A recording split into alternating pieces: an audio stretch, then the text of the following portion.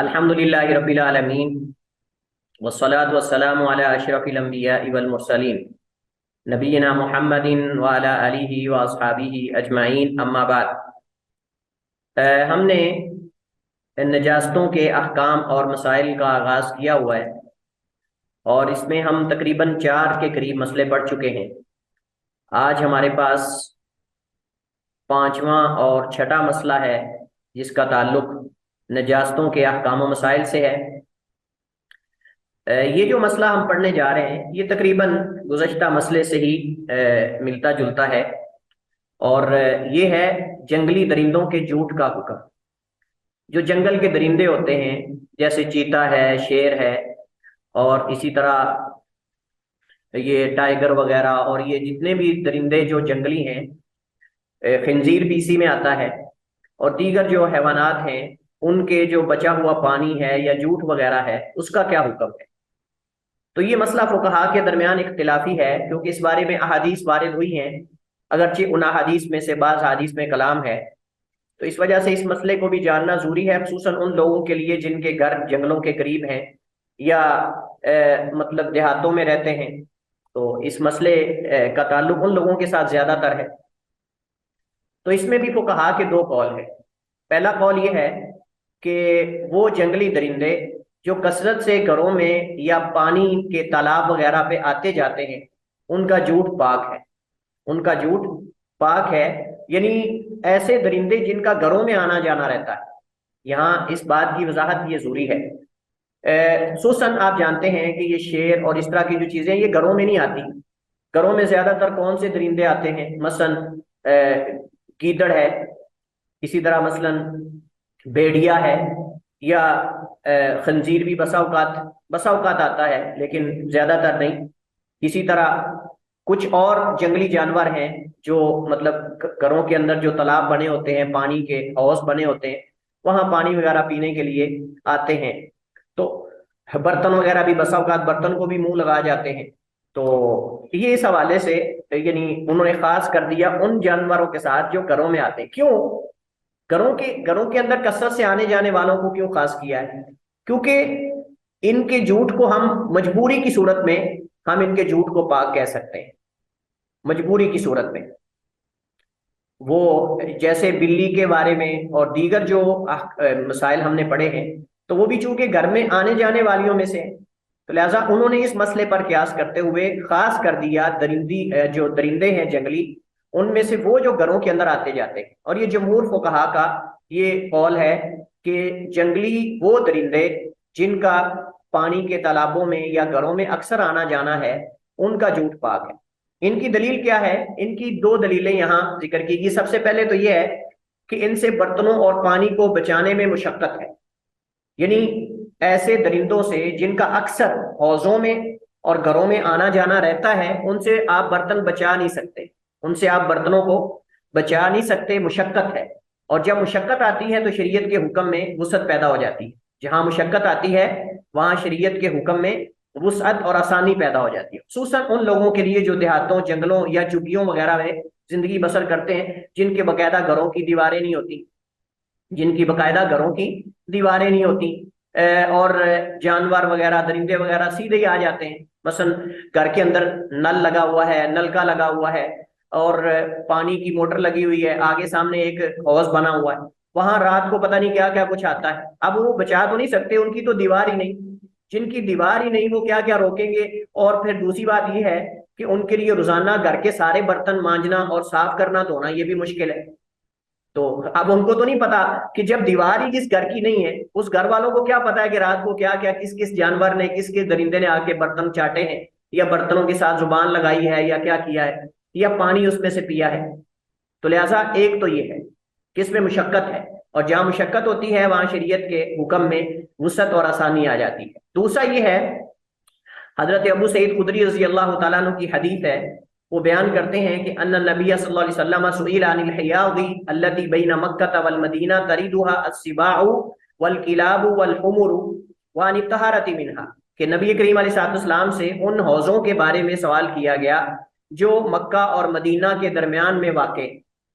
مکہ اور مدینہ میں کچھ حوض تھے جہاں بارشوں کا پانی جمع ہو جاتا تھا، یا لوگوں نے بنائے ہوئے تھے، اور وہاں صاف ظاہر ہے کہ جو صحرا کے اندر درندے وغیرہ رہتے ہیں وہ بھی وہاں آتے تھے، تو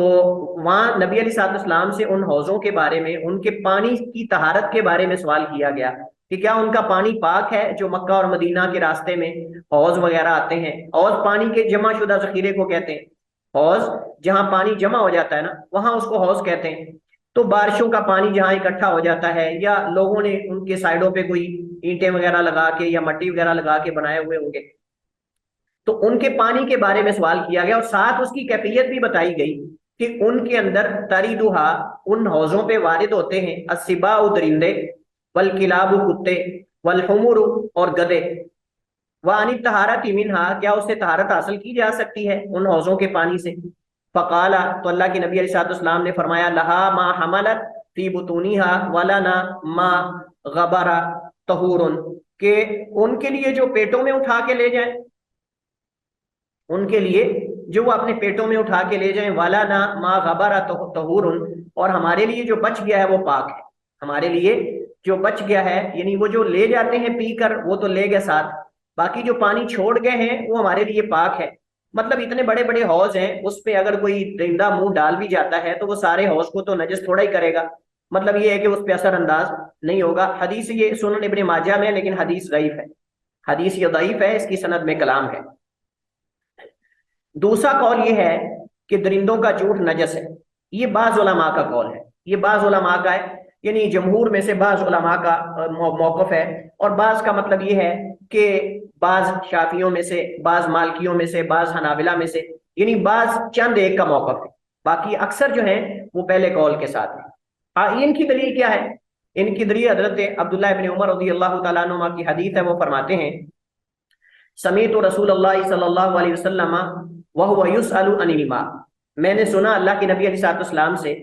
اس حال میں کہ آپ سے سوال کیا جا رہا تھا عن الماء، پانی کے بارے میں، یکون فی الفلاء من الارض، جو کسی بھی زمین میں صحرا میں ہو، یکون ہو فی الفلاء، فلاط کہتے ہیں صحرا میں، خالی جگہ، چٹیل میدان، جو کھلا میدان ہوتا ہے، من الارض زمین میں، وما ینوبہ من السباع والدواب،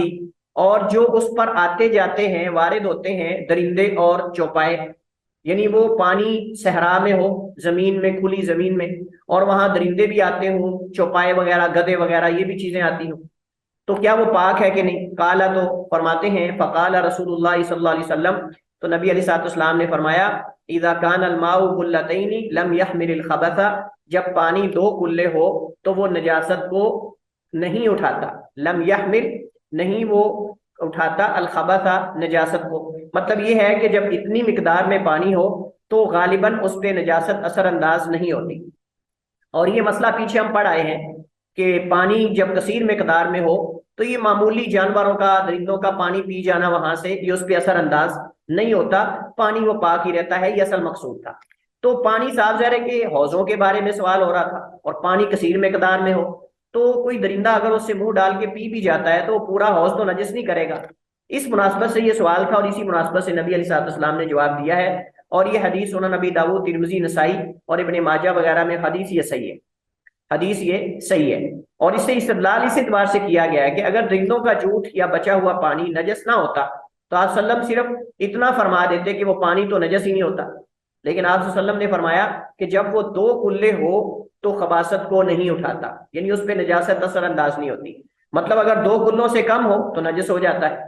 یعنی یہ استدلال ہے ان علماء کا جن علماء نے کہا کہ درندوں کا جھوٹ جو ہے وہ نجس ہے، کیونکہ سوال درندوں کے بارے میں ہوا تھا کہ درندے اس پانی پہ آتے ہیں، آتے جاتے ہیں، پیتے، ینوبہ کا معنی آتے جاتے ہیں۔ تو اب ہمارے سامنے دلائل دونوں کے موجود ہیں، تو ہم دونوں کو جمع کرنے کی کوشش کرتے ہیں، ہم دونوں کو جمع کرنے کی کوشش کرتے ہیں، اور وہ جمع کی صورت یہ ہے کہ پانی یا تو زیادہ ہوگا یا کم ہوگا۔ اگر پانی کے، درندوں کے اس میں وارد ہونے کی وجہ سے اگر پانی کا رنگ بو ذائقہ بدل گیا ہے تو وہ پانی نجس ہے، اور اگر رنگ بو ذائقہ نہیں بدلا تو وہ پانی پاک ہے۔ یہ ہے خلاصہ، دونوں اقوال کو جمع کر کے ہم یہ موقف نکال سکتے ہیں کہ پانی کا اگر رنگ بو ذائقہ درندوں کے پانی پینے سے یا اس میں ان کے وارد ہونے سے اگر اس کا رنگ بو ذائقہ بدل گیا ہے تو اس کو استعمال نہیں کرنا چاہیے، اور اگر اس کا رنگ بو ذائقہ اپنی جگہ پر برقرار ہے تو پھر اس کو استعمال کر لینے میں کوئی حرج نہیں ہے، اور یہی موقف ہے جسے علامہ ابن عثیمین رحمہ اللہ تعالیٰ نے اختیار کیا ہے، جسے انہوں نے اختیار کیا ہے۔ اس کے بعد ہمارے پاس جو مسئلہ ہے خون کی اقسام، یہ بڑا اہم مسئلہ ہے خون کی اقسام کے حوالے سے۔ دیکھیے، خون جو ہے وہ بنیادی اس کی دو قسمیں ہیں، پاک ہونے اور نہ ہونے کے اعتبار سے۔ جیسے ہم نے پانی کی دو اقسام بنائی تھی، ایسے ہم خون کی بھی دو قسمیں بنائیں گے۔ پہلے بنیادی دو قسمیں بنائیں گے مین، پھر آگے اس کی جو ذیلی اقسام ہیں وہ مختلف ہوگی۔ تو پاک خون جو ہے وہ دو قسم کا ہے، پاک خون جو ہے وہ دو قسم کا ہے، یعنی خون دو قسم کا ہے، اور پھر پاک خون جو ہے اس کی آگے چار اقسام ہیں۔ پاک ہونے اور نہ ہونے کے اعتبار سے دو قسمیں ہیں، جیسے ہم نے پانی کی تھی، پاک ہونے اور نہ ہونے کے اعتبار سے یا نجس ہوگا یا پاک ہوگا۔ اسی طرح خون ہے، پاک خون کی پھر آگے چار اقسام ہیں۔ سمندری حیوانات کا خون، سمندری جو حیوانات ہیں ان کا خون پاک ہے، ان کا خون پاک ہے، جیسے کہ آگے انشاءاللہ سمندر کے حیوانات میں سے کون حلال ہیں کون سے حرام ہیں اس کی بات انشاءاللہ آگے آئے گی، اور وہاں ہم جانیں گے کہ سمندری جو حیوانات ہیں ان کا خون نجس نہیں ہے، کیونکہ نبی کریم علیہ الصلوۃ والسلام نے، ہم نے پیچھے حدیث پڑھی ہے، آپ نے فرمایا کہ هو الطہور ماؤہ الحل میتۃ، کہ سمندر کا پانی جو ہے وہ پاک ہے اور پاک کرنے والا ہے، اور اس کا مردار حلال ہے، اور اس کا مردار جو ہے وہ حلال ہے۔ تو سمندر کے جو جانور حیوانات ہیں ان کے اندر وہ خون نہیں ہوتا جو موذی ہو، جو ضرر ہو، ضرر دہ ہو یا نقصان دہ ہو، یا جس کے اندر کسی قسم کا ضرر ہو۔ باقی ان میں سے کون سے حیوانات جو ہیں وہ حلال ہیں، کون سے حرام ہیں، کیا سارے ہی حلال ہیں سمندری جانور یا نہیں، یہ مسئلہ انشاءاللہ آگے آئے گا تفصیل سے، ہم وہاں انشاءاللہ پڑھیں گے۔ لہذا سمندری حیوانات کا خون، شرمگاہ کے علاوہ انسانی جسم سے نکلنے والا خون، شرمگاہ کے علاوہ انسانی جسم سے نکلنے والا خون، اگر انسان کے زخم سے خون نکلتا ہے، انسان کی ناک سے خون نکلتا ہے، انسان کے منہ سے خون نکلتا ہے، یا انسان کی باڈی کے کسی حصے سے نکلتا ہے علاوہ شرمگاہ کے، تو وہ خون نجس نہیں ہوتا۔ کوئی بندہ اگر کہے کہ اس کی دلیل کیا ہے جی نجس نہیں ہوتا، اس کی دلیل یہ ہے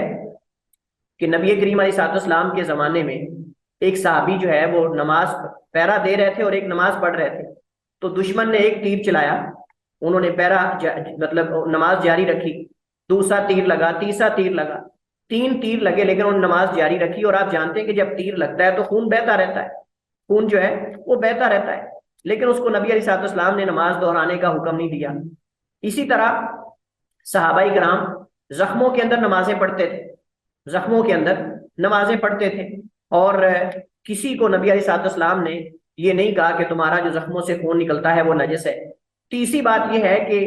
اس خون کے نجس ہونے کی کوئی دلیل نہیں،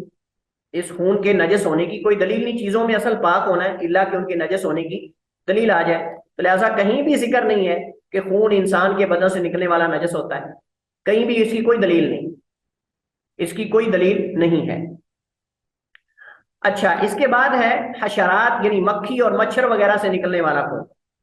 مکھی اور مچھر وغیرہ سے نکلنے والا خون یہ بھی نجس نہیں ہے، اور اس پر ہم پہلے بات کر چکے ہیں، کیونکہ مکھی پر قیاس کرتے ہوئے تمام وہ حشرات اور کیڑے مکوڑے جو ہیں ان کا خون جو ہے وہ نجس نہیں ہوگا، کیونکہ مکھی کو مشروب کے اندر گرنے کے بعد، مکھی کو مشروب کے اندر گرنے کے بعد مزید ڈبو کر اسے نکالنے کا حکم ہے، اور اس مشروب کو پینے کی اجازت دی گئی ہے۔ اگر یہ نجس ہو تو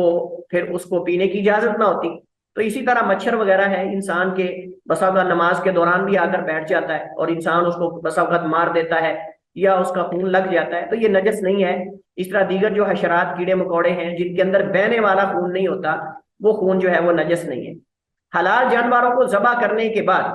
اس کے جسم میں رہ جانے والا خون، باقی ماندہ جو خون ہوتا ہے جو باڈی کے اندر یعنی گوشت کے اندر رہ جاتا ہے، وہ خون بھی نجس نہیں ہے۔ لیکن جو بایا ہوا خون ہے، یعنی جو بہہ جاتا ہے ذبح کرتے ہوئے، وہ خون نجس ہے یا نہیں، اس میں اختلاف ہے۔ جب ہم جانور کو ذبح کرتے ہیں، جو دم مسفوح ہے وہ حرام تو ہے، حلال نہیں، وہ حرام تو ہے، لیکن کیا نجس بھی ہے کہ نہیں، اس میں اختلاف ہے، اس میں اختلاف ہے۔ بعض علماء کہتے ہیں کہ وہ نجس نہیں ہے، بعض علماء کہتے ہیں کہ وہ نجس ہے، بعض علماء کہتے ہیں کہ وہ نجس ہے۔ بہرحال جو بہایا ہوا خون ہے وہ حرام تو ہے،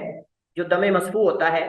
وہ حرام تو ہے، لیکن نجس اگر کپڑے پر کہیں لگ جاتا ہے ذبح کرتے ہوئے جانور قربانی وغیرہ کے، تو اس کو افضل یہ ہے کہ دھو لیا جائے، افضل یہ ہے کہ اس کو دھو لیا جائے۔ باقی یہ ہے کہ صحیح موقف یہی ہے واللہ عالم کہ وہ خون جو ہے وہ نجس نہیں ہے، نجس نہیں ہے، کیونکہ گوشت کے اندر بھی تو وہی رہتا اس میں سے کچھ حصہ۔ نجس اور ناپاک خون کون سے ہیں؟ یہ دوسری قسم ہے۔ اس کی آگے تین قسمیں ہیں۔ سب سے پہلی قسم شرمگاہ سے نکلنے والا خون، شرمگاہ سے نکلنے والا خون،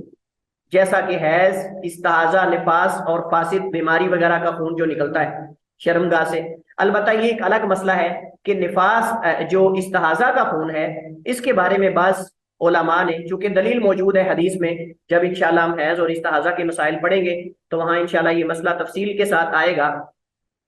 کہ استحاضہ کا خون کیا حیض کے خون کی طرح نجس ہے یا نہیں۔ تو صحیح بات یہ ہے کہ کسی بھی حدیث میں نبی کریم علیہ الصلوۃ والسلام نے استحاضہ کے خون کو اس طرح دھونے کا حکم نہیں دیا جیسے نفاس یا حیض کے خون کو دھونے کا حکم دیا ہے۔ اس سے پتہ چلتا ہے کہ استحاضہ کے خون اور حیض کے خون میں فرق ہے، اور نفاس کا خون اور حیض کا خون برابر ہے نجاست میں، وہ نجس ہے اور اس کو بار بار مل مل کے دھونے کا حکم دیا گیا ہے۔ لیکن استحاضہ کا خون یہ نیچرلی خون ہوتا ہے، جیسے کہ کئی جسم کے کسی اور حصے سے نکلتا ہے۔ اس کی رنگت جو ہے وہ مینسس کے خون سے مختلف ہوتی ہے، اور یہ بیماری کا خون ہوتا ہے۔ بیماری کا مطلب یہ ہے کہ یہ بعض خاندانوں کے اندر یہ کسی رگ پھٹنے کی وجہ سے مسلسل خون جاری رہتا ہے، اور یہ خون عام نارمل خون کی طرح ہوتا ہے۔ اس وجہ سے نبی کریم علیہ الصلوۃ والسلام سے جب صحابیہ نے سوال کیا جسے استحاضہ کی بیماری تھی، تو اللہ کے نبی علیہ الصلوۃ والسلام نے فرمایا کہ تم جو ہے نماز سے جب نماز کا وقت داخل ہو جائے تو اچھی طرح وضو کر لو، طہارت حاصل کر لو، اور پھر شرمگاہ پر کوئی پیڈ وغیرہ یا کوئی چیز باندھ لو، اور پھر نماز کو جاری رکھو۔ اگر خون نکلتا بھی رہے تو تمہاری نماز پہ وہ اثر انداز نہیں ہوگا، کیونکہ اس کو تو مسلسل خون جاری رہتا ہے، وہ تو ایسے پھر نماز پڑھ ہی نہیں سکتی، وہ تو پھر ایسے نماز پڑھ ہی نہیں سکتی۔ تو بہرحال یہ مسئلہ ابھی علماء کے درمیان اختلافی ہے کہ استحاضہ کا خون پاک ہے یا نجس ہے۔ یہ انشاءاللہ حیض اور استحاضہ کے مسائل کے اندر تفصیل سے یہ مسئلہ آئے گا، لیکن حیض اور نفاس کا خون جو ہے بالاتفاق نجس ہے، اس میں کسی کا کوئی اختلاف نہیں ہے۔ فاسد یا بیماری وغیرہ سے جو خون شرمگاہ سے نکلتا ہے وہ احتیاطاً علماء نے کہا ہے کہ وہ خون بھی نجس ہے، اور اس خون کو بھی دھونا چاہیے، اور دھونے کے بعد جو ہے وہ انسان کو کپڑے پاک کرنے کے بعد انسان کو بدن وغیرہ پھر نماز پڑھنی چاہیے، کیونکہ اس بات کا احتمال ہے کہ اس کے ساتھ جو ہے وہ مطلب پیشاب یا نجاست وغیرہ کوئی چیز خارج ہو جس سے وہ نجاست کے نکلنے کا امکان بہرحال ہوتا ہے۔ حضرت اسماء رضی اللہ تعالیٰ عنہا کی حدیث میں یہ نبی علیہ الصلوۃ والسلام نے حیض کے خون کو مل مل کے دھونے کا حکم دیا ہے، اور یہ حدیث انشاءاللہ آگے آئے گی۔ بعض علماء نے استحاضہ کے خون کو پاک قرار دیا ہے کیونکہ رسول کریم علیہ السلام نے حیض کے خون کی طرح اسے دھونے کا حکم نہیں دیا۔ دم مسفوح یہ دوسری قسم ہے۔ دم مسفوح بہایا ہوا خون، وہ خون ہے جو جانوروں کے ذبح کرتے ہوئے اس کی گردن سے بہتا ہے، یہ بھی نجس ہے۔ یعنی نجس بمانا حرام تو ہے، لیکن کیا کپڑوں کو لگنے سے نجس ہوتا ہے کہ نہیں؟ تو جیسے میں نے ذکر کیا کہ بعض علماء کا موقف یہ ہے کہ نجس ہے، بعض علماء کا کہتے ہیں کہ نجس نہیں ہے۔ تو میں نے آپ کو کہا کہ دھو لینا افضل ہے اور بہتر ہے کہ اس کو دھو لیا جائے اختلاف سے بچنے کے لیے، اختلاف سے بچنے کے لیے۔ قرآن کریم میں اللہ تعالیٰ فرماتا ہے کہ اے نبی فرما دیجئے قُل لَا أَجِدُ فِي مَا أُوحِيَ إِلَيَّ مُحَرَّمًا عَلَىٰ طَاعِمٍ يَطْعَمُهُ، کہ اے نبی فرما دیجئے لا اجدو نہیں میں پاتا فی ما اس چیز میں اوحی الیہ جو میری طرف وحی کی گئی محرمن حرام علی طاعم یطعمہ کسی کھانے والے پر جو اسے کھاتا ہے الا مگر ان یکون مگر یہ کہ ہو وہ میتۃ مردار او دمن مسفوحا پایا ہوا خون او لحم خنزیر یا خنزیر کا گوشت فإنہ رجس بے شک وہ رجس بمانا یعنی پلید ہے اور نجس ہے، او فسق یا پھر یہ گناہ اور نافرمانی کا کام ہے، وَحِلَّ لِغَيْرِ اللَّهِ بِهِ غیر اللہ کے نام پہ دیا گیا ہو، فَمَنِ اضْطُرَّ غَيْرَ بَاغٍ وَلَا عَادٍ بس جو مجبور کر دیا جائے یا مجبور ہو جائے اور حد سے بڑھنے والا نہ ہو، زیادتی کرنے والا نہ ہو، تو بے شک اللہ تعالیٰ بہت زیادہ معاف کرنے والا، بہت زیادہ رحم کرنے والا۔ تو اس میں او دمن مسفوحن یعنی بایا ہوا خون یہ حرام یا نجس ہے۔ اختلاف ہے علماء کے درمیان کہ رجس سے مراد یہاں حرام ہونا ہے یا نجس ہونا ہے۔ تو جو علماء سے مراد حرام ہونا لیتے ہیں وہ کہتے ہیں نجس نہیں ہے، اور جو کہتے ہیں حرام اور نجس دونوں مراد ہیں وہ کہتے ہیں حرام بھی ہے اور نجس بھی ہے۔ تیسری قسم جو ہے وہ حرام جانوروں کے جسم سے نکلنے والا خون ہے۔ حرام جانوروں کے جسم سے نکلنے والا خون ہے، ایسے جانور جن کا گوشت کھانا جائز نہیں ہے، ایسے جانور جن کا گوشت کھانا جائز نہیں ہے ان کا خون بھی نجس ہے، اگر وہ کہیں لگ جائے گا تو اسے پاک کیا جائے گا۔ اس کے بعد ہمارے پاس جو مسئلہ ہے، ساتواں مسئلہ نجاست کے احکام و مسائل میں سے خنزیر کی نجاست کا مسئلہ ہے۔ خنزیر کی نجاست، خنزیر بالاتفاق نجس ہے۔ اس کی دلیل اللہ تعالیٰ کا فرمان ہے جو ابھی ہم نے آیت پڑھی، اس آیت میں ہے او لحم خنزیر، خنزیر کا گوشت، فإنہ رجس، پر بے شک یہ نجس اور پلید ہے، پر بے شک یہ نجس اور پلید ہے۔ اور بعض علماء جو ہیں، بعض علماء انہوں نے جیسے ہم نے پیچھے اس کا معنی کیا کہ وہ اس سے مراد جو ہے وہ نجس لیتے ہیں، اور حرمت اس کی دیگر آیات سے بھی ثابت ہے، اور بعض دونوں مراد لیتے ہیں، نجاست اور اس کی حرمت دونوں مراد لیتے ہیں۔ بہرحال اس میں کوئی اختلاف نہیں ہے، یہ بالاتفاقی مسئلہ ہے کہ خنزیر جو ہے وہ نجس ہے، اور اس کی نجاست جو ہے وہ نجاست عینی اور نجاست ذاتی ہے۔ آٹھواں مسئلہ ہمارے پاس ہے مردہ انسان کے پاک یا نجس ہونے کا مسئلہ، مردہ انسان کے پاک یا اس کے ناپاک ہونے کا مسئلہ۔ یہاں ایک بات تو طے ہے کہ انسان جو زندہ ہے، زندہ انسان جو ہے مسلمان آدمی، وہ نجس نہیں ہوتا، وہ نجس نہیں ہوتا۔ کافر کے بارے میں اختلاف ہے، یہ ایک الگ مسئلہ ہے، لیکن مسلمان جو ہے وہ جب زندہ انسان ہو تو اس وقت وہ نجس نہیں، مسلمان جو ہے وہ پاک ہوتا ہے۔ پاک ہونے کا مطلب یہ ہے اگر آپ اس کو ٹچ کرتے ہیں تو آپ نجس نہیں ہوگے، اس میں کوئی شک نہیں ہے۔ حضرت ابو ہریرہ رضی اللہ تعالیٰ عنہ کی حدیث ہے، جیسا کہ آگے اس کی طرف ہم اشارہ کریں گے انشاءاللہ، کہ وہ نبی علیہ الصلوۃ والسلام کے ساتھ مدینہ کی گلیوں میں سے ایک گلی میں تھے، جا رہے تھے تو اچانک کھسک گئے، بیچ میں سے نکل گئے۔ تو نبی کریم علیہ الصلوۃ والسلام نے پوچھا کہ ابو ہریرہ تم کہاں گئے تھے؟ انہوں نے فرمایا کہ اللہ کے رسول مجھے جنابت لاحق ہوئی تھی اور میں نے پسند نہیں کیا کہ میں آپ کے ساتھ جو ہے وہ گفتگو کروں یا آپ کے ساتھ بیٹھوں، تو میں نے سوچا کہ غسل کر کے پھر آ جاؤں گا۔ تو نبی کریم علیہ الصلوۃ والسلام نے فرمایا کہ ان المؤمن لا ينجس، کہ مومن جو ہے وہ نجس نہیں ہوتا، مومن جو ہے وہ نجس نہیں ہوتا۔ یہاں مسئلہ جو ہم اختلافی پڑھ رہے ہیں وہ یہ ہے کہ ڈیڈ باڈی جو ہے، جو انسان مر جاتا ہے، کیا وہ نجس ہوتا ہے کہ نہیں؟ کیونکہ یہ اشکال تب پیدا ہوا کہ جب ہم دیکھتے ہیں کہ اس کو غسل دیا جاتا ہے، اگر وہ نجس نہیں ہوتا تو پھر غسل کیوں دیا جاتا ہے؟ کیا غسل دینا اس وجہ سے ہے کہ وہ نجس ہو جاتا ہے، یا اس وجہ سے ہے کہ یہ ایک تکریم ہے، بطور عزت اور احترام کے ہے؟ یہ مسئلہ ہے جس وجہ سے فقہاء کے درمیان جو ہے اس مسئلے میں اختلاف ہوا۔ تو اس میں پہلا قول یہ ہے کہ میت چاہے مسلمان ہو یا کافر وہ پاک ہے، میت چاہے مسلمان ہو یا کافر ہو وہ پاک ہے۔ پاک ہونے کا مطلب یہاں ہم یہ نہیں کہہ رہے کہ مطلب وہ اس کو غسل کی یا ان چیزوں کی ضرورت نہیں، مطلب یہ ہے کہ اس کی نجاست حسی نہیں ہے،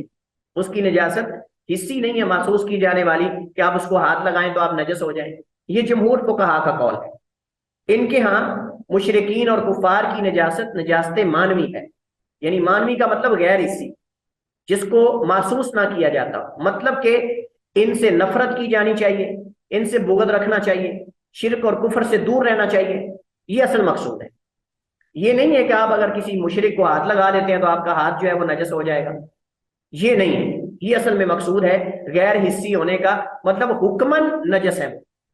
ان کا حکم نجاست کا ہے، باقی ان کی نجاست حسی نہیں ہے محسوس کی جانے والی۔ ان کی دلیل کیا ہے؟ ان کی دلیل حضرت ابو ہریرہ کی حدیث جس کی طرف ابھی میں نے اشارہ کیا، ان المؤمن لا ينجس، کہ مومن نجس نہیں ہوتا۔ اس حدیث سے پتہ چلتا ہے کہ مسلمان زندگی اور موت دونوں صورتوں میں پاک۔ اچھا، کوئی بندہ اگر کہے کہ یہ تو چلے مسلمان کے بارے میں دلیل ہو گئی، تو اس کی کیا دلیل ہے کہ جو کفار ہیں یعنی کافر جو ہیں وہ بھی نجس نہیں ہے، ان کی نجاست یعنی حکمی ہے، حسی نہیں؟ اس کی کیا دلیل ہے؟ تو اس کی دلیل یہ ہے کہ اللہ تعالیٰ نے قرآن کریم میں یہود و نصارہ یعنی اہل کتاب کی عورتوں سے نکاح کرنے کی اجازت دی ہے۔ ایسے ہی ہے، جائز ہے کہ نہیں؟ اہل کتاب عورتوں کے ساتھ نکاح کرنا جائز ہے؟ جی سر جائز ہے۔ اچھا چلیے، کوئی بندہ اگر یہ اعتراض کرے کہ چلیے یہ تو یہود و نصارہ کو آپ نے مستثنا کر دیا کہ یہود و نصارہ جو ہیں ان کی باڈی کو اگر ہم ٹچ کرتے ہیں تو نجس نہیں ہوں گے، تو مشرکین کو آپ نے کہاں سے نکالا؟ مشرکین کیسے ان کی نجاست حسی نہیں؟ تو اس کی دلیل یہ ہے کہ جب لونڈیاں آتی تھیں جنگ کے اندر، میدان جنگ میں جب لوگوں کو لونڈیاں اور غلام بنایا جاتا تھا تو لونڈی کے ساتھ اس کا جو آقا ہے وہ ہم بستری کر سکتا ہے، اور لونڈیوں کے اندر کتابی بھی ہوتے تھے اور غیر کتابی بھی ہوتی تھی، مطلب کہ مشرکین بھی ہوتی تھیں اور اہل کتاب یہود و نصارہ میں سے بھی ہوتی تھی،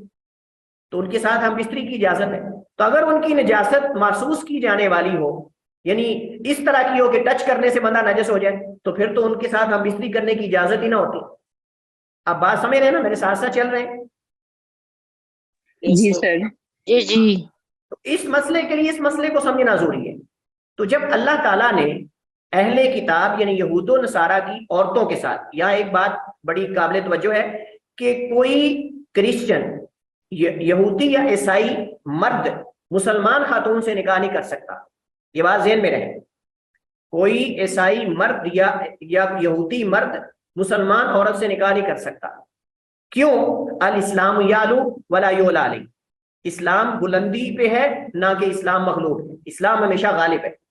لہذا مسلمان مرد کسی عیسائی یا یہودی سے نکاح کر سکتا ہے عورت سے، لیکن مسلمان خاتون کسی غیر مسلم سے نکاح نہیں کر سکتی، کیونکہ اسلام ہمیشہ بلندی اسلام کو ہے، اسلام کو اصل میں عروج ہے نہ کہ زوال۔ اسلام مغلوب نہیں ہوتا کبھی، اسلام ہمیشہ غالب رہتا ہے، یہ قاعدہ اور اصول ہے۔ اچھا، تو جب یہود و نصارہ کی عورتوں کے ساتھ، کتابیہ عورتوں کے ساتھ نکاح کی اجازت ہے، تو صاف ظاہر ہے کہ نکاح کے اندر ٹچ بھی ہوتا ہے، مس بھی ہوتا ہے، جسم کے ساتھ جسم بھی ملتا ہے، کھانا بھی وہ پکاتی ہے، رہتے بھی ہیں اس کے ساتھ، سب کچھ ہوتا ہے۔ تو اگر ان کا بدن نجس ہے تو پھر ان کے ساتھ نکاح کی اجازت کیوں دی گئی؟ پھر تو برتن بھی دھونے چاہیے گھر کے، جس کی بیوی ہی عیسائی ہو اس کو تو پھر اس کے تو گھر کے سارا دن ہی برتن ہی دھوتا رہے گا، وہ کیا خیال ہے؟ بیڈ بھی دھوتا رہے گا، بستر بھی دھوتا رہے گا سب، بلکہ وہ تو اس کے ساتھ مل ہی نہیں سکتا۔ تو یہ ایک ایسی چیز ہے جو قابل توجہ ہے، جو قابل توجہ۔ لہٰذا اگر کوئی بندہ اعتراض کرے کہ قرآن کریم میں آتا ہے انما المشرکون نجس، کہ مشرک جو ہے وہ نجس ہے، انما المشرکون نجس، کہ مشرکین نجس ہیں، تو تم کہہ رہے ہو کہ یہ نجاست محسوس ہونے والی نہیں۔ ہم کہتے ہیں کہ مشرکین نجس جو اللہ تعالیٰ نے قرآن کریم میں کہا ہے وہ اس مناسبت سے ہے کہ مشرکین سے نفرت ہونی چاہیے، ان سے ہمیں دور رہنا چاہیے، ان سے ہمارا بغض ان کے کفر کی وجہ سے ہونا چاہیے۔ اور دوسرا یہ ہے کہ جیسے ایک مومن عبادات سر انجام دے سکتا ہے طہارت کی حالت میں، ایسے وہ عبادات کو سر انجام نہیں دے سکتے۔ یہ صرف اس مناسبت سے، یعنی حکمن ان کی نجاست ہے، حصی نہیں ہے کہ محسوس کی جانے والی۔ لہذا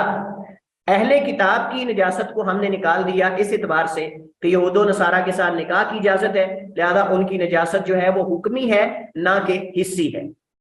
اور لونڈیاں جو ہیں وہ کتابی بھی ہوتی تھیں اور غیر کتابی بھی ہوتی تھی۔ کتابی کا مطلب یہود و نصارہ میں سے، اور غیر کتابی کا مطلب جیسے مثلا فارس کے ساتھ جب جنگ ہوئی حضرت عمر کے دور خلافت میں رضی اللہ عنہ کے، ایران کے ساتھ، تو اس وقت کیسر و کسریٰ کے محلات فتح ہوئے، تو وہاں کئی عورتیں آئیں، وہ عورتیں جو ہے وہ مجوسی تھی، مسلمان بھی نہیں، عیسائی بھی نہیں تھی، یہودی بھی نہیں تھی، مجوسی تھی۔ تو صاحب ظاہر ہے کہ لونڈی کے ساتھ ہم بستری کرنا جائز ہے، اجازت ہے۔ تو اگر کفار کی نجاست حصی ہوتی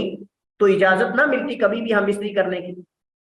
تو یہ دلیل ہے جمہور کی، جو کہتے ہیں کہ انسان چاہے زندہ ہو چاہے مردہ ہو، اس کی باڈی کو ٹچ کرنے سے آپ کا ہاتھ یا آپ کا بدن نجس نہیں ہوگا۔ دوسرا قول ہے احناف کا، اور وہ کہتے ہیں کہ اس مسئلے میں تفصیل ہے، کہتے ہیں کہ ہم اس میں تفصیل سے بیان کریں گے۔ پہلا یہ ہے، وہ کہتے ہیں کہ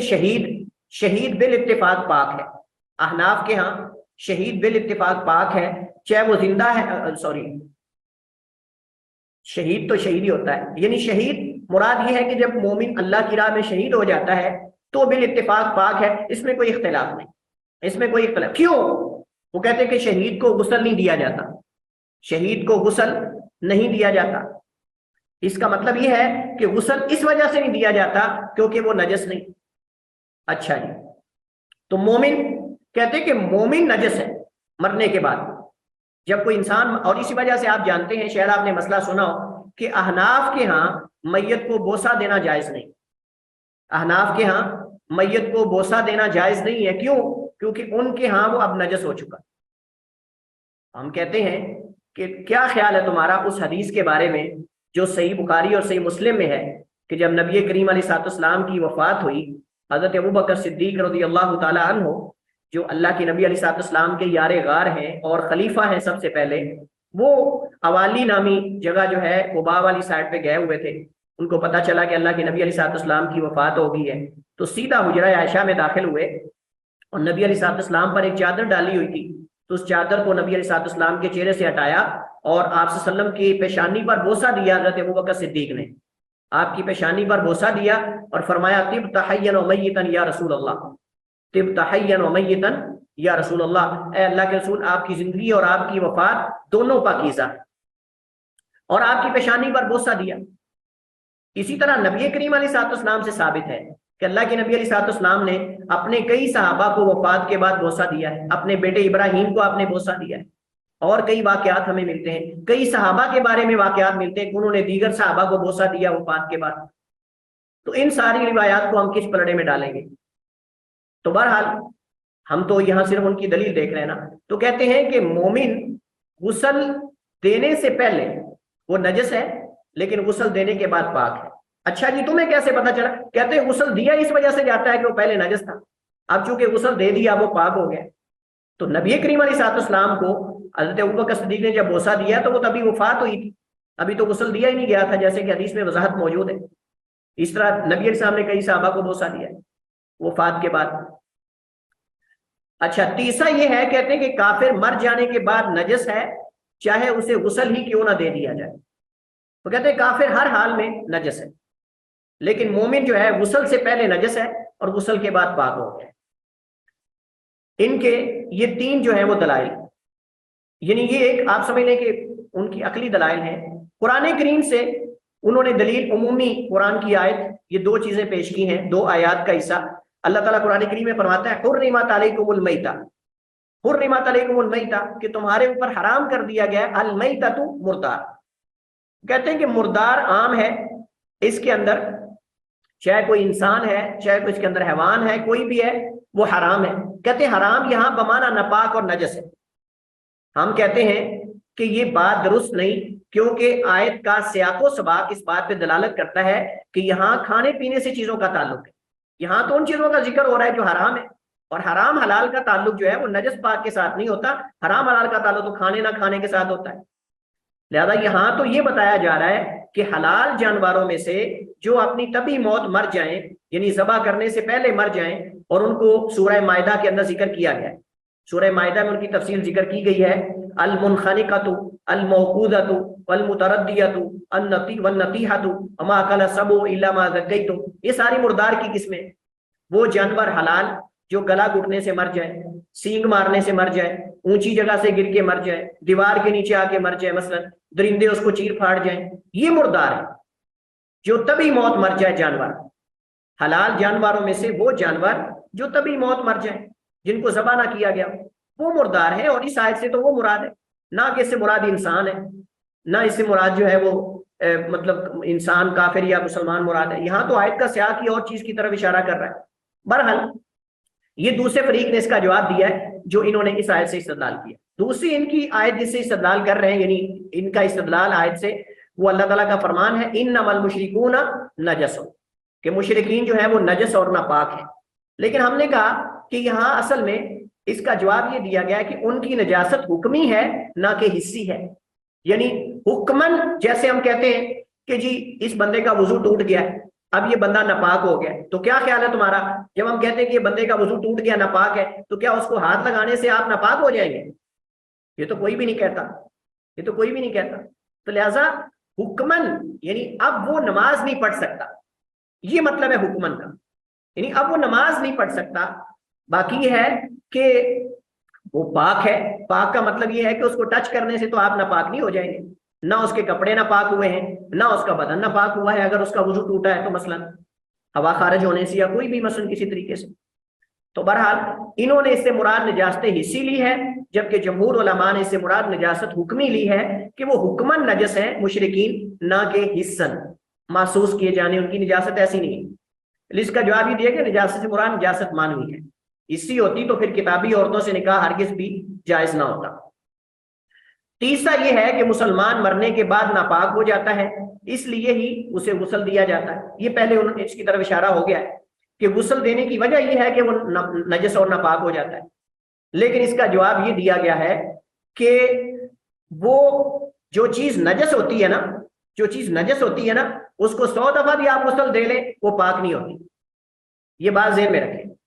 ہم نے کتے کی بات کی تھی نا پیچھے، کتے کو 100 دفعہ بھی غسل دے لیں گے کتا کتا ہی رہے گا، یہ نجس ہی رہے گا وہ۔ تو اگر مردہ انسان نجس ہو جاتا ہے تو غسل دینے سے تو وہ پاک نہیں ہو جائے گا پھر، کیونکہ جو چیز بذاتی ہی نجس ہو جاتی ہے اس کو غسل دینے نہ دینے کا فائدہ نہیں ہوتا۔ غسل دینے کا فائدہ حکمی نجاست ختم ہوتی ہے۔ اس کا مطلب یہ دلیل ان کے خلاف ہے، یہ دلیل پھر ان کے ہی خلاف ہوئی، کیونکہ غسل سے حکمی نجاست ختم ہوتی ہے، اسی نجاست ختم نہیں ہوتی،